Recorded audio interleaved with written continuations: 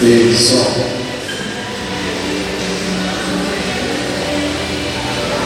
Queridos, a paz do Senhor, amém? Pode ficar sentado mesmo, tá bom? Vamos orar ao Senhor.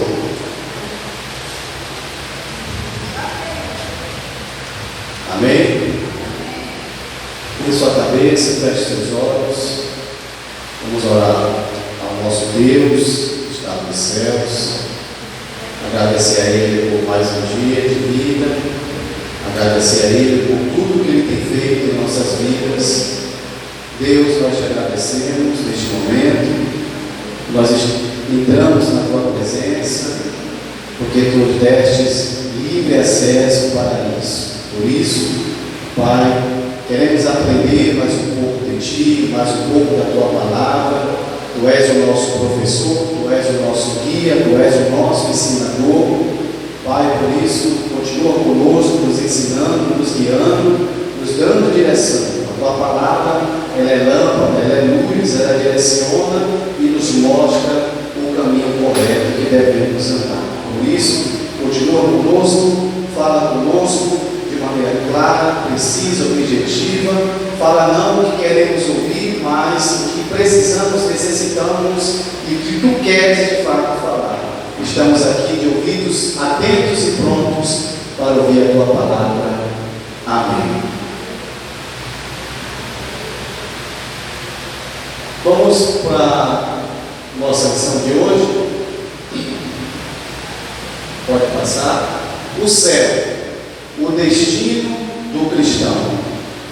Essa é a nossa temática de hoje. Então, seguindo aqui no slide, o texto áudio diz: mas a nossa cidade está onde? Nos céus, donde também esperamos o Salvador, o Senhor Jesus Cristo. Filipenses capítulo 3, versículo 20. Mas a nossa cidade está nos céus, onde também esperamos o Salvador, o Senhor Jesus Cristo. Próximo. Nossa verdade prática. O crente deve viver a vida cristã com a mente voltada para o céu, como sua legítima esperança. Para animar vocês, que eu sei que tem gente aqui quase dormindo, vou contar até 3 e todos nós vamos ler juntos. 1, 2, 3, vamos lá. O crente deve viver a vida cristã com a mente voltada para o céu, com sua legítima esperança. Amém. Próximo. Então, o textual, o texto aqui bíblico, né? Que serve como base para a nossa meditação, está em Filipenses capítulo 3, versículo 13, versículo 14, versículo 20 e versículo 21. Irmãos, quanto a mim, não julgo que o haja alcançado, mas uma coisa faço, e é que, esquecendo-me das coisas que atrás ficam, e avançando para as que estão diante de mim, prossigo para o alvo, pelo prêmio da soberana vocação de Deus em Cristo Jesus. Mas a nossa cidade está nos céus, onde também esperamos o Salvador, o Senhor Jesus Cristo, que transformará o nosso corpo abatido para ser conforme o seu corpo glorioso, segundo o seu eficaz poder, de sujeitar também a si todas as coisas. Apocalipse capítulo 21, versículo de número 1 ao 4. E vi o novo céu e uma nova terra, porque já o primeiro céu e a primeira terra passaram, e o mar já não existe. E eu, João, vi a santa cidade, a nova Jerusalém, que de Deus descia do céu, adereçada como a esposa ataviada para o seu marido. E ouvi uma grande voz do céu que dizia: eis aqui o tabernáculo de Deus com os homens, pois com eles habitará, e eles serão o seu povo. O meu mesmo Deus estará com eles e será o seu Deus. E Deus limpará de seus olhos toda lágrima, e não haverá mais morte, nem pranto, nem clamor, nem dor, porque já as primeiras coisas são passadas. Próximo. introdução. O que é que nós vamos ver aqui hoje? Há diversas representações bíblicas do céu. O céu, na perspectiva bíblica, como morada eterna dos salvos, os elementos que fazem parte deste céu, o céu como promessa e recompensa para os fiéis, as exigências para entrar neste céu e a postura do cristão. Então vamos para o primeiro ponto. Céu, o alvo de todo cristão. Então vamos ver aqui um panorama bíblico sobre o céu. Aqui, os 3 céus da Bíblia. O primeiro céu, podemos dizer que é o céu atmosférico, né? Esse céu aqui onde os pássaros voam, os aviões voam, os helicópteros voam. Este é o céu atmosférico, né? Aí nós vamos para o segundo céu, que é onde está a lua, né, as estrelas, o céu, o sol, né, também os outros planetas, o sistema solar, onde passam os cometas e tantos outros elementos. E o terceiro céu, que é o céu onde Deus habita, não é? Que é esse céu que a igreja está aguardando a volta do Cordeiro para levar-nos para lá, né? Com a volta do Cordeiro não, a volta do leão, porque ele já veio como Cordeiro, mas voltará como leão. Por isso que tem essa imagem aqui, né? Cordeiro e leão, tá? Cordeiro porque ele veio para morrer pelos nossos pecados, mas quando ele voltar, voltará como um leão.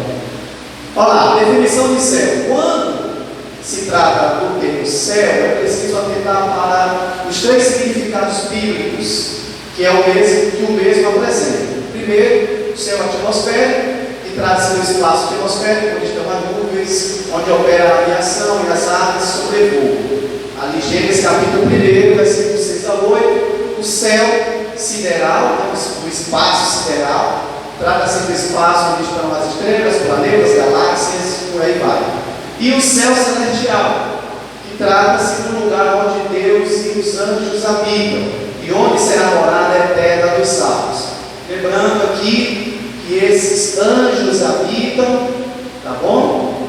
Os anjos são os anjos de Deus. Por quê? Porque nós sabemos que Satanás ele opera e habita no céu, mas não é o céu onde Deus habita, tá? O céu é o céu atmosférico e o céu pode até dizer sideral, tá? É onde os espíritos malignos habitam e moram, tá bom? Não existe ninguém ainda no inferno, tá? O que existe é pessoas que estão no Hades. E o Hades o que é? É um estado intermediário que a pessoa fica se ela morre sem Cristo, tá? Ela fica no Hades. Intermediário por quê? Porque está aguardando o julgamento. Qual julgamento? O julgamento do grande trono branco lá no final de todas as dispensações, de todas as eras. Depois do milênio, depois que Satanás cessou, por aí vai. Tá bom? Então esse céu aqui, que é o terceiro céu, a opção 3, é onde Deus, os anjos, os arcanjos, querubins, os 24 anciãos, né? E onde nós aguardamos a nossa promessa. Amém? Alguma dúvida? Não. Próximo. Vamos lá, o ensino de Paulo sobre o céu. O que é que Paulo dizia ensinar? A compreensão de Paulo sobre o céu é que o céu é o lugar celestial que é delineado como o lar eterno dos redimidos em Cristo Jesus. Todos aqueles que foram redimidos, que receberam o perdão de Deus e o aceitou, né? Que reconheceu o seu pecado e reconheceu que Cristo é o Filho de Deus, né? Que reconhece o sacrifício de Cristo na cruz, que serve a Ele, que faz dele o seu Senhor, que independentemente de qualquer situação, circunstância, continua fiel, continua firme, continua batalhando, continua entendendo que a vida cristã não é fácil, é difícil, mas também tem aí as suas lauras, a sua glória, e a maior glória glória é essa aqui, é saber que nós vamos para o céu, é entender que a maior esperança é que vamos morar um dia com Deus.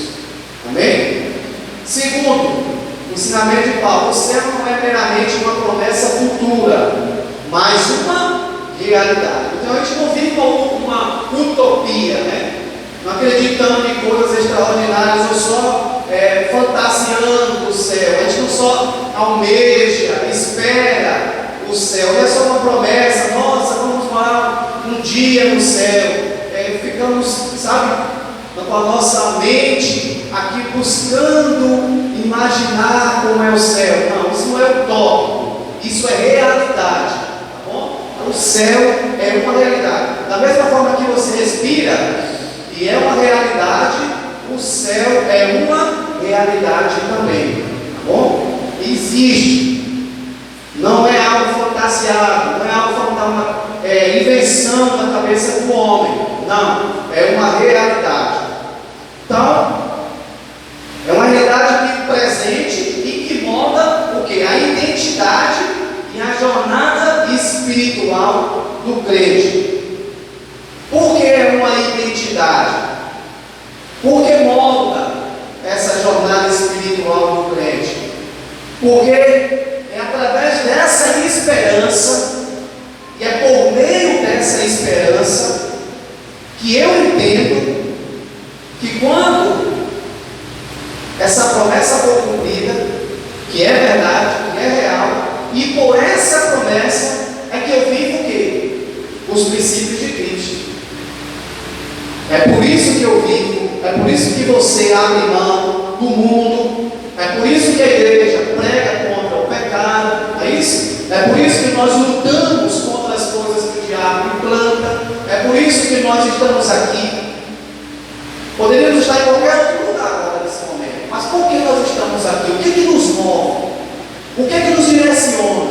O que que nos faz sair das nossas casas? O que que nos faz abrir mão dos prazeres do mundo, dos prazeres desta terra, dos prazeres desta vida? O que que nos motiva a fazer isso? Qual é o motivo? Por quê? Qual é a causa? Qual é a causa do Evangelho? Já parou para perguntar isso? Já parou para se perguntar? Por que eu estou aqui? Por que eu estou aqui sentado nessa cadeira? Por que eu estou aqui servindo a Deus? Qual é a causa? Qual é o motivo? Qual é o objetivo? O que é que molda? O que é que me identifica como cristão? O que é que me faz permanecer aqui? É porque tanto eu quanto você e nós acreditamos piamente de que o céu é uma realidade. Porque nós acreditamos que Cristo, Ele veio, morreu, e ao terceiro dia ressuscitou, deu evidências reais, históricas, de que Ele existiu. Não somente testemunho bíblico daquilo que está registrado na Bíblia, mas por aquilo que Ele faz nas nossas vidas todos os dias. Todos os dias Deus prova para mim e para você de que Ele é real e de que a sua promessa não cai por terra. E é por isso que nós somos motivados. E é por isso que nós estamos aqui, porque nós acreditamos piamente, sem duvidar, de que essa promessa é uma realidade, de que essa vida que nós vivemos de rejeição ao mundo, de rejeição ao pecado, uma vida de santidade, nos levará para o conforto do céu. Quem crê nisso? Então é por isso que você está aqui. É isso que move a igreja. É essa promessa de entender que Cristo está vivo, de que Ele vai vir buscar a sua igreja, de que nós vamos morar com Ele. Não se turbe o vosso coração. Crede em Deus, crede também em mim. Na casa do meu Pai há muitas moradas. Se não fosse assim, eu não teria dito. Não é isso? Mas eu vou para o Pai preparar moradas para que aonde Ele, Deus, Cristo estiver, nós também Então é isso que move a minha vida, a sua vida e a nossa esperança é Cristo. Tem um louvor que diz assim: nossa esperança é sua vinda, o Rei dos Reis vem nos buscar, nós aguardamos Jesus ainda. Não é isso? Próximo. Então, o céu como alvo do cristão. Você vê que Paulo diz lá no texto, né? Deixando tudo para trás, né? Deixando tudo aquilo que ele viveu, toda a experiência dele, ele deixou para trás. A sua natureza antiga, de perseguidor, né? A sua vocação para o farisaísmo, para a religiosidade que ele tinha, ele deixou tudo para trás. Para quê? Para seguir para um alvo. Não é isso? Ali, ó, ao aceitarmos Jesus como Salvador e Senhor, passamos a não pertencer mais a este mundo, e o céu passa a ser o alvo do cristão. E Paulo ensina sobre isso quando ele fala, né? Usando o seu próprio exemplo, insiste para que os crentes sigam em direção do alvo, comparando a linha de chegada que o atleta busca alcançar o seu prêmio, como na maratona, como nas Olimpíadas, onde o atleta se prepara, quem sabe durante 1 ano, 2 anos, 3 anos, durante toda a sua vida, para poder chegar no mais alto pódio. Então ele tem um alvo, é se preparar, muitas das vezes preparar fisicamente, emocionalmente, preparar até mesmo a questão da sua alimentação, o atleta, trazendo aqui um exemplo, para que ele possa alcançar a medalha de ouro. Não é isso? Da mesma forma, Paulo faz aqui um paralelo, ele traça um exemplo entre um atleta olímpico que alcança e quer atingir o alvo. Da mesma forma era ele entendia que ele precisava alcançar o alvo, né? Deixando tudo para trás, ou seja, tudo que vinha ao seu encontro, ele desviava, não deixava que nada tirasse a sua meta, tirasse a sua visão de futuro, tirasse Cristo do seu ponto de vista. Na cabeça de Paulo, nada podia separar ele do propósito que ele tinha. Seja dor, seja morte, escassez. Ele diz isso em Romanos capítulo 8. Porque eu tomei certo que nem a morte, nem a vida, nem principado, nem potestade, nem o porvir, nada nos separará do amor de Deus que está em Cristo Jesus. Então ele tinha um alvo, que era alcançar Cristo. Por isso que quando ele está próximo da sua morte, ele escreve para Timóteo, diz assim: combati o bom combate, acabei a carreira, guardei a fé. Significou o quê? Que ele atingiu o alvo. Então, para o crente, muitas das vezes, a morte pode ser Deus dizendo: pronto, meu filho, você já atingiu o seu alvo. Vai? Você já atingiu o seu alvo. Venha para perto de mim. A morte para o crente tem que ser compreendida como alvo alcançado. A morte para o crente não pode ser uma derrota, tem que ser uma vitória. Eu sei que você vai deixar parentes, vai deixar bens queridos, mas o alvo do cristão é o céu. E se for possível morrer por esta causa, que assim seja. Paulo morreu pela causa do Evangelho? Sim. Os apóstolos morreram pela causa do Evangelho? Sim. Quantas pessoas não foram perseguidas e ainda estão sendo perseguidas pelo amor do Evangelho? É seguir para o alvo. E às vezes o alvo custa e pode custar a nossa vida. Se for para você perder seu emprego, ao abrir mão dos seus valores, perca seu emprego. É melhor você perder o seu emprego do que você perder o alvo que é Cristo e perder a salvação. É melhor você perder talvez o emprego que tanto você estimava do que você perder o seu princípio. Não é isso? E nada melhor do que você estar de cabeça erguida e dizendo: Senhor, eu estou te servindo com dignidade, né? Senhor, eu estou te servindo, sabe, com sabedoria. Senhor, eu estou te servindo, nada vai me separar do amor de Deus.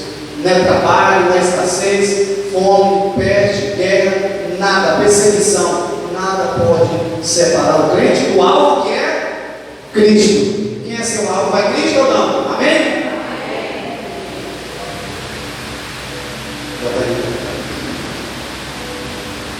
Então, indicando que o cristão possui uma cidadania celestial para revelar que a pátria do cristão não é aqui nessa terra. Como diz o texto, a nossa pátria não é terrena.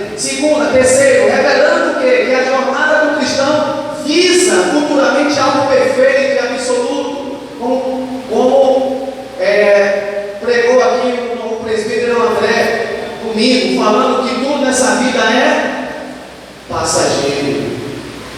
Nós buscamos algo absoluto, que não é transitório, que não é perecível. Por isso Cristo disse: juntai não tesouro na terra, porque o tesouro da terra o ladrão vem e rouba, né?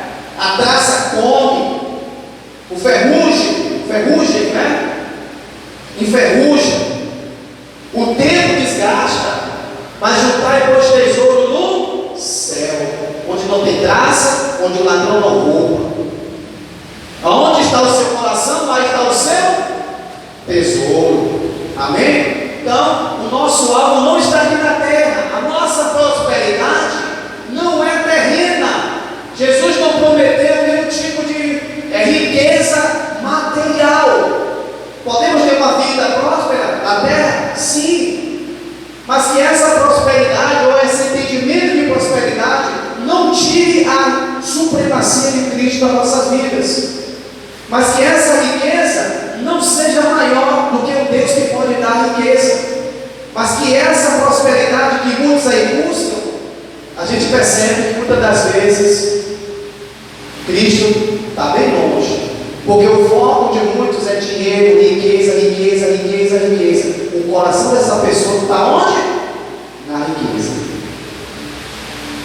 Precisamos aprender com Paulo quando ele disse: eu consigo viver tanto com muito ou com pouco.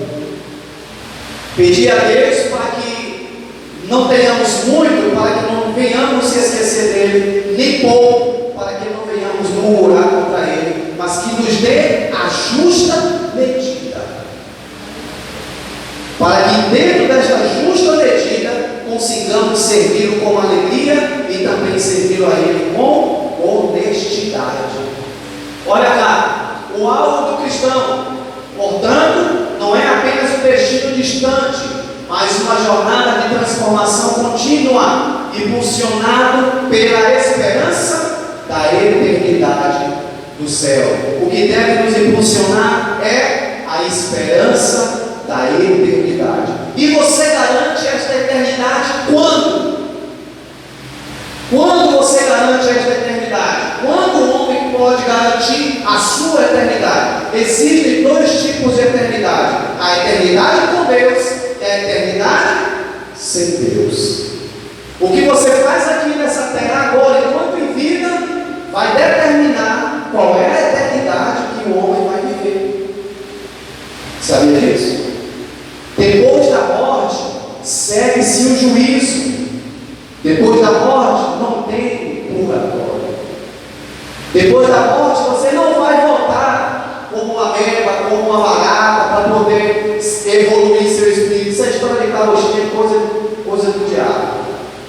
Morreu, acabou. Segue-se o juízo. Eu te pergunto, qual é a eternidade que você está reservando a sua alma? Obras filantrópicas não te levará para uma eternidade com Deus. Fazer o bem não te levará para uma eternidade com Deus. Participar de todos os cultos, campanhas do monte, participar de todas as atividades da igreja, fertilidades, não nos levará para uma eternidade com Deus. Fazer o que o pastor, a pastora ou o líder pede para fazer, não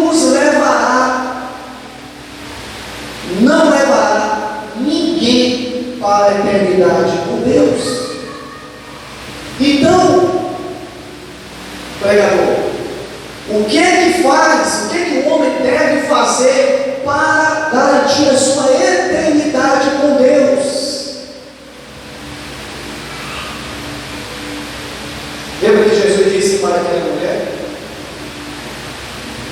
Portanto, te digo que chegará a hora, e é agora, que os verdadeiros adoradores adorarão ao Pai em espírito e em verdade. O que nos levará para a eternidade, para o céu com Deus, é não perder Cristo como alvo. O que nos levará para a eternidade com Deus é manter uma vida de exemplo, é manter uma vida de santidade, é manter uma vida de comprometimento, é fazer não porque alguém manda, mas fazer porque eu gosto, tenho prazer em fazer e em servir. É servir ao Senhor como alguém que de fato está aliançado. E quando eu falo de aliança, a gente pode utilizar um exemplo de relacionamento. A partir do momento que você entra em relacionamento com uma pessoa, você está dizendo para ela e ela para você: vamos continuar sendo fiéis no nosso relacionamento. Ninguém pode entrar no meio de nós. Quando você está em relacionamento com alguém, você se fecha com aquela pessoa, e a partir daquele momento aquela pessoa é o seu amigo, a partir daquele momento aquela pessoa é o seu confidente, não é isso? A partir daquele momento aquela pessoa que você se fechou com ela ali no relacionamento, você não aceita que ninguém entre, dê palpite, a não ser que você peça um conselho por alguém mais experiente, por uma situação que você esteja passando. Da mesma forma no relacionamento com Deus, não deixe que nada atrapalhe, que nada entre no meio para atrapalhar a sua união, a sua comunhão com Deus. É viver um evangelho puro, santo, tomando cuidado com as modinhas, tomando cuidado com os disse-me-disse, tomando cuidado com os modelos que são pregados por aí,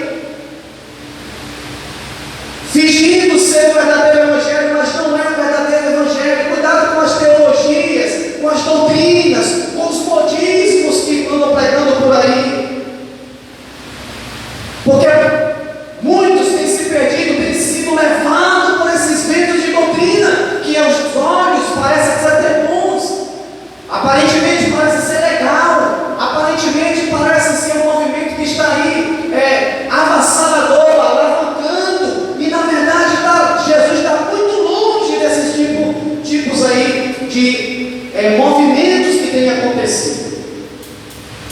Então precisa ter bastante cuidado. E Paulo alerta, quando ele escreve a sua segunda epístola a Timóteo, diz assim: o Espírito expressamente diz que nos últimos dias haverão homens avarentos, ingratos, profanos, desobedientes a pais e a mães, criando para si comichões, próprios doutores, negando a eficácia da palavra, querendo viver um evangelho que seja comum, que seja amassageador. E o evangelho é renúncia. Irmãos, se existe uma palavra que resume tudo, essa palavra. Se alguém perguntar para você o que é o evangelho, você vai falar o seguinte: primeiro, o evangelho é uma pessoa. Segundo, o evangelho é rejeição. Sabia disso? Por que uma pessoa? Porque o evangelho são boas novas. Boas novas de quem? De Cristo. E o que foi que Cristo disse? Se você ama mais o seu pai e a sua mãe do que a mim, não é digno de mim. Tome a sua cruz, larga tudo e segue. É renúncia, é rejeição.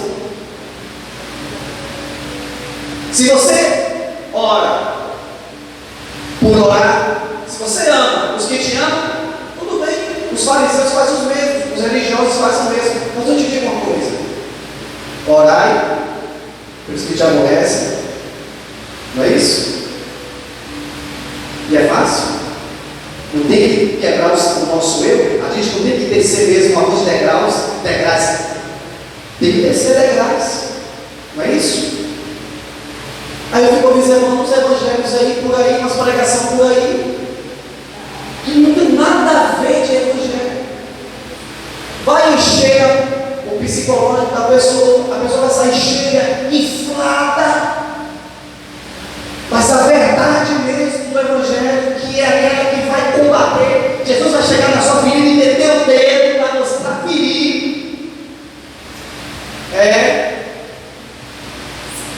O evangelho ele fere o nosso ego.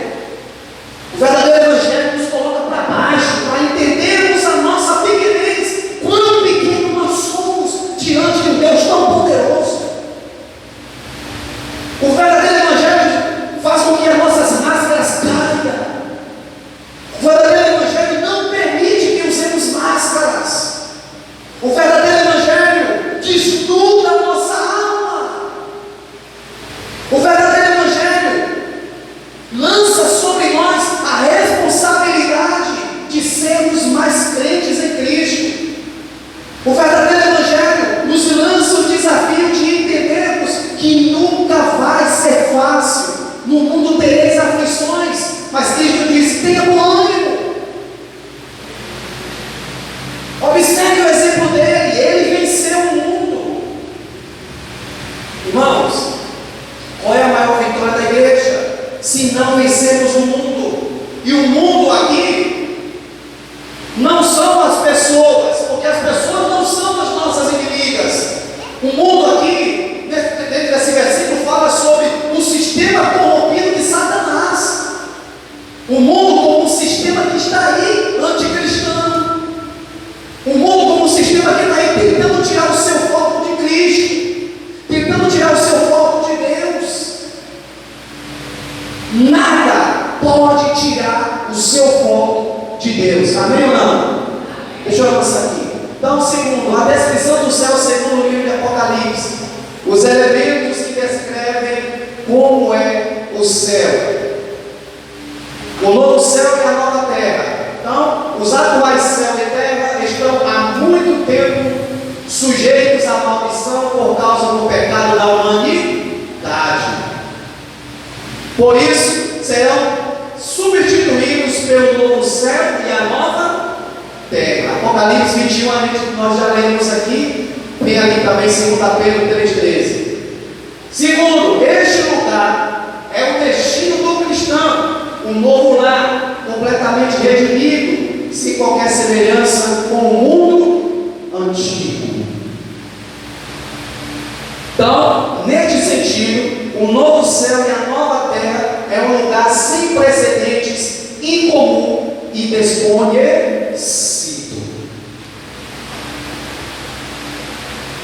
Vamos lá, a cidade que integra esta nova terra e este novo céu, denominada na Bíblia como Nova Jerusalém, a santa cidade, a mesma é descrita na Bíblia como uma cidade real. Abraão creu na existência desta cidade, bem como o apóstolo Paulo, e a igreja também acredita nesta santa cidade. Quem aqui já viu o céu? Quem já foi no céu? Ninguém. Mas nós acreditamos. Abraão saiu sem ver, não foi? Só obedecendo a voz de Deus, não é isso? E nós estamos peregrinando nesta terra também no mesmo modo. Estamos caminhando, porque somos peregrinos por aqui, caminhando, seguindo a ordem de Deus. Sim ou não? Marche, caminhe, porque eu vos tenho dado uma terra prometida que mana leite e mel. A morada de Deus, a pátria dos salvos, lugar em que os santos habitarão. Uma morada eterna e não transitória. Um lugar perfeito em todos os aspectos. Governo perfeito, habitantes perfeitos, comunhão perfeita, visão perfeita, conhecimento perfeito, interação perfeita e serviço perfeito. Tudo será perfeito. Lá não haverá morte, nem dor, nem tristeza, nem choro. Lá não haverá luz elétrica, porque a glória de Deus é que clareia toda aquela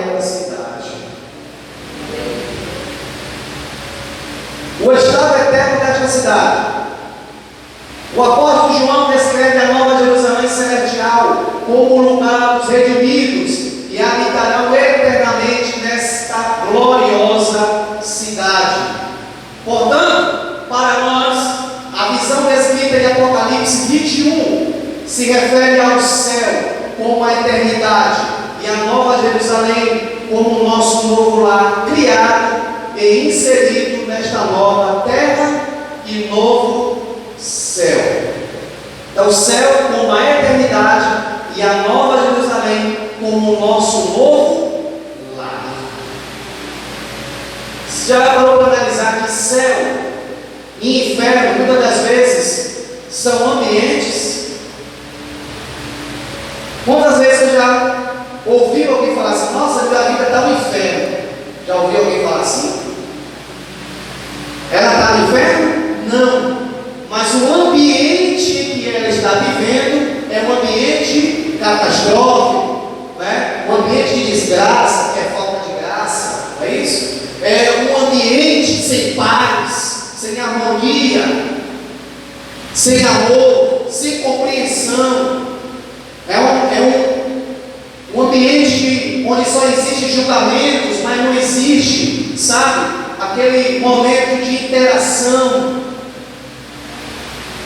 Esse inferno também pode falar de ambiente, e céu também pode falar de ambiente, não é isso? Nossa, estou vivendo como se fosse no céu. Alguém já falou isso, você já ouviu. Por que ela está dizendo isso? Ela está expressando a sua alma em um momento de quê? De paz, tranquilidade, regozijo, né? Aconteceu algo bom durante aquela semana, durante aquele dia. Só que quando estamos na terra, nós vivemos momentos assim.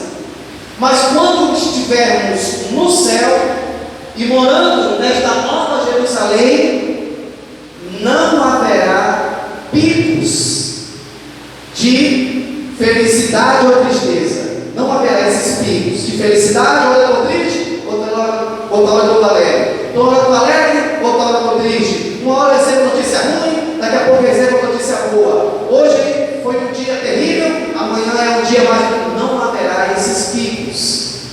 Será uma paz perene. Será uma alegria durante toda a eternidade. Imagine, irmão, isso aí. Enquanto alguns estarão sofrendo eternamente, outros estarão se alegrando eternamente. Nunca vai ter fim. É de encher seus olhos, é de aumentar a sua fé.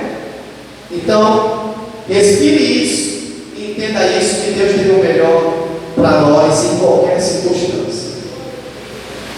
E terceiro, o céu, o fim da jornada cristã. É o destino do cristão fiel. Estará onde Deus está. Então, todo cristão fiel estará onde Deus está. Então, o ápice da jornada cristã é devidamente representado em Apocalipse 21 e João 14, versículo 1 ao 3, onde a realização plena aguarda os crentes que estarão na presença de Deus. A comparação entre essas passagens revela o destino final da jornada cristã, que é a proximidade eterna com Deus, cumprindo sua promessa de comunhão.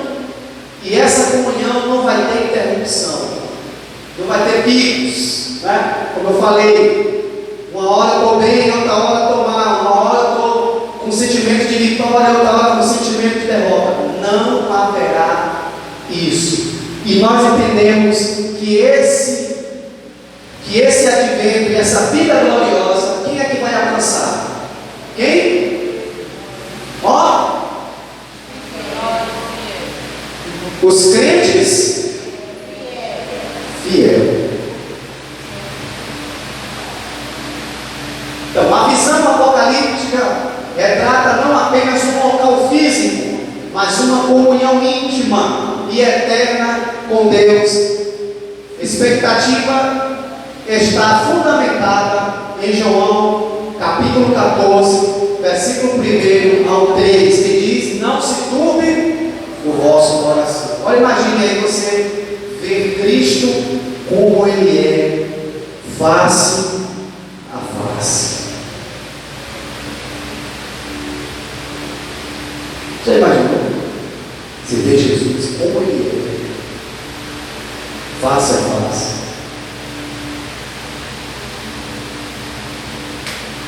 Se chegar diante dele e te chamar pelo novo nome,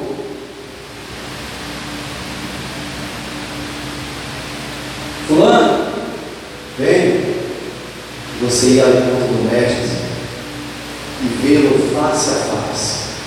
Que glória, que majestade, que honra.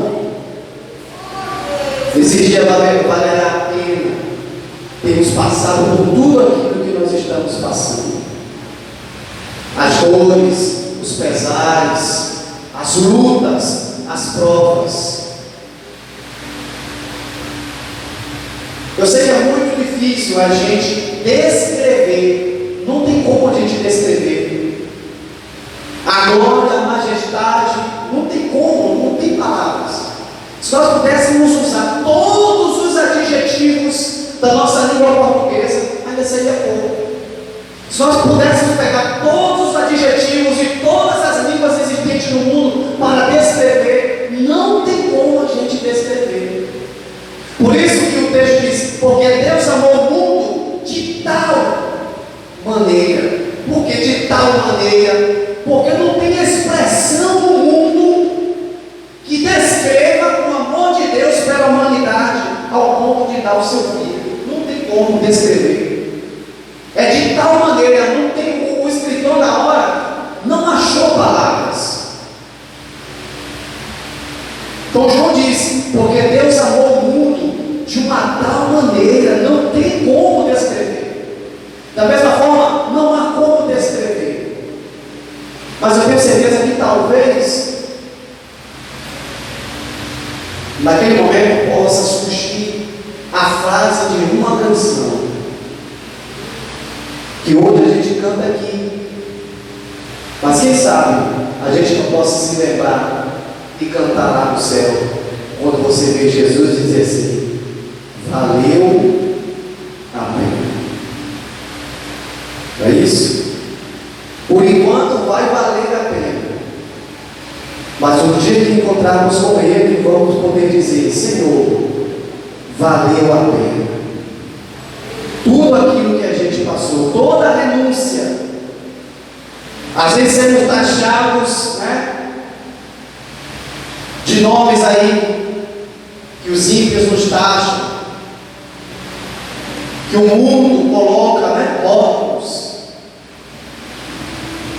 Talvez hoje não muito, porque em algumas circunstâncias virou até moda, ser gospel. O gospel invadiu aí as prateleiras da mídia, da fama. Que pena que isso tenha acontecido, onde as pessoas têm virado artistas e muitas das vezes têm deixado de ser adorador. E a gente não pode deixar que isso atinja, sabe, a nossa fé, a nossa crença. Não queira ser artista, que esse sentimento não venha crescer de sermos famosos, mas que venhamos crescer o sentimento de sermos servos, adoradores, íntimos de Deus, amigos de Deus. Porque naquele dia vai valer a pena tudo isso que nós estamos passando. Então, as lágrimas cessarão, o choro cessará. Então essas lágrimas simbolizam o quê? As tristezas, sofrimentos, as aflições humanas, elementos que serão completamente ausentes na nova realidade celestial, onde as coisas antigas serão deixadas para trás. Essa promessa da cessação das lágrimas não apenas aponta para um estado emocional renovado, mas também Sendo assim, essa promessa reflete não apenas a ausência da dor, mas a completa restauração de tudo que foi afetado pelo pecado e pela decadência humana. O céu como um repouso eterno. Nós não temos descanso aqui na terra. O nosso descanso e o nosso repouso será no céu. Por isso, é luta diária, é batalha todos os dias. A gente vence um gigante. Todos os dias a gente mata um leão. Todos os dias nós temos que renunciar um pouco mais de nós mesmos. Todos os dias precisamos pedir perdão a Deus. Todos os dias precisamos reconhecer, sabe, a nossa pequenez, o tamanho que somos, tão pequenos, tão inúteis, tão fúteis diante da glória de Deus. Todos os dias precisamos dobrar os nossos joelhos e dizer: Senhor, me perdoa. Senhor, estou aqui. Senhor, tenha misericórdia de mim. Jesus, eu não posso, eu sou frágil, eu sou falho, sou pecador, mas estou aqui me arrependendo diante de Ti. Amém? O repouso no céu não representa um estado de inatividade. Ninguém é aquela preguiçoso de perna para cima. Não é isso que está falando, né? Ou viver uma vida entediante quando não temos nada o que fazer, né? Já que, ao contrário, estaremos em constante atividade lá. Esse repouso que está tratando é dessa vida de luta, dessa vida de batalha, de dores, de perdas, de angústias, circunstâncias. Tudo isso cessará. Mas lá nos céus teremos atividades. Na Nova Jerusalém nós teremos serviços diante de Deus. O repouso do céu significa que o crente descansará de suas fadigas, cansaços e exaustão presentes que enfrentou nesta existência terrena.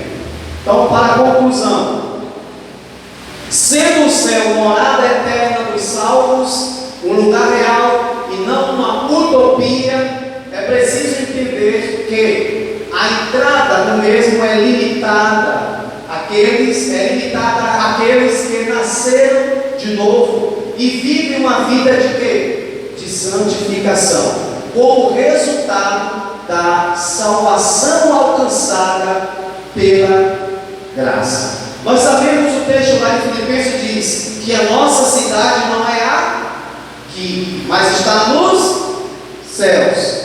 Quando uma pessoa nasce, ela recebe o quê? Uma certidão de nascimento, não é isso?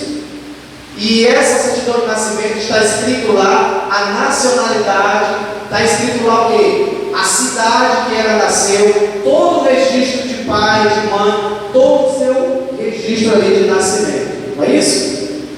Sermos novas criaturas, e quando nos tornamos nova criatura, Deus escreve o nosso nome no cartório dos céus, que é o livro chamado Livro da Vida. Nós ganhamos uma nova pátria, que é a pátria celestial. Nós ganhamos um novo modelo de vida, que é viver uma vida em santidade e viver uma vida de renúncia. Não é isso?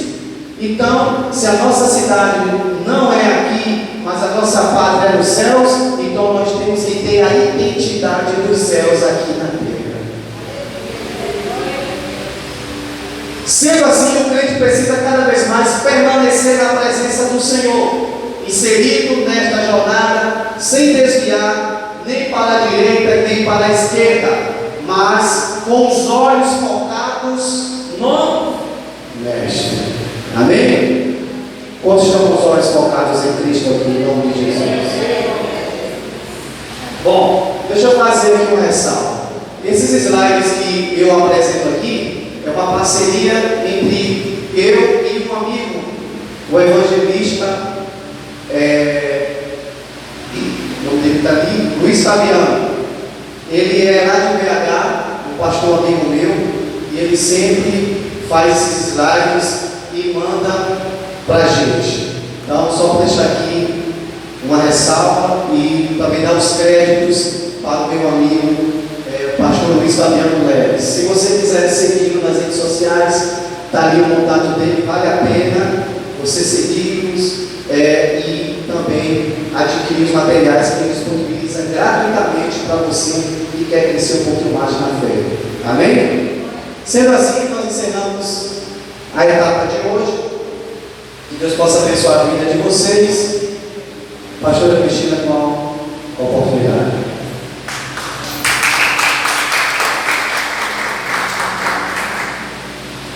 Glória a Deus. Salve o nome de Deus, Papai do Senhor. Amém? Estudo abençoado. Quem aprendeu nessa noite?